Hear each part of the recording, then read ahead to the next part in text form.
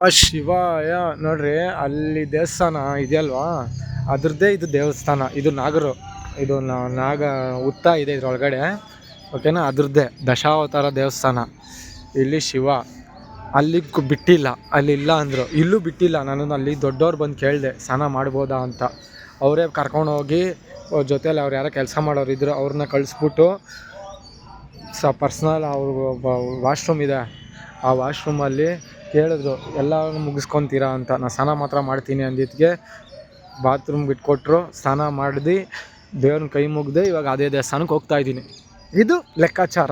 ಹೇಳ್ತಾ ಇಲ್ಲ, ದೇವಸ್ಥಾನ ಏನಕ್ಕೆ ಇಕ್ತಾರೆ? ಭಕ್ತಾದಿಗಳಿಗೆ ಕೋರಿಕೆ ತೀರ್ಸೋಕ್ಕೆ ತಾನೇ ದೇವಸ್ಥಾನ. ಮತ್ತು ಸ್ಟೇಟಸ್ಗೆ ಇಕ್ಕೊಳಕ್ಕೆ ದೇವಸ್ಥಾನ ಅಂತ ಗೊತ್ತಿಲ್ಲ. ಪಾಪ ವಯಸ್ಸಲ್ಲಿ ದೊಡ್ಡವರು, ನಮ್ಮ ಅಜ್ಜಿ ವಯಸ್ಸಾಗೈತೆ, ಒಂದು 70-75 ಆಗೈತೆ. ಅವರು ನಾನು ನೋಡ್ಬಿಟ್ಟು ಸ್ನಾನ ಮಾಡ್ತೀನಿ, ನಾನು ನೋಡ್ಬಿಟ್ಟು ಹೋಗಿ ಅವ್ರ ಜೊತೆಗಿರೋ ಕೆಲಸದವ್ರಿಗೆ ಹೇಳಿದ್ರು ಹೋಗಿ ಬಿಡೋ ಹಂಗಂತ. ಅದೇ ಹೇಳೋದು, ಸರ್ವೇ ಜನ ಸುಖಿನೋ ಭವಂತು. ಓಂ ನಮಃ ಶಿವಾಯ.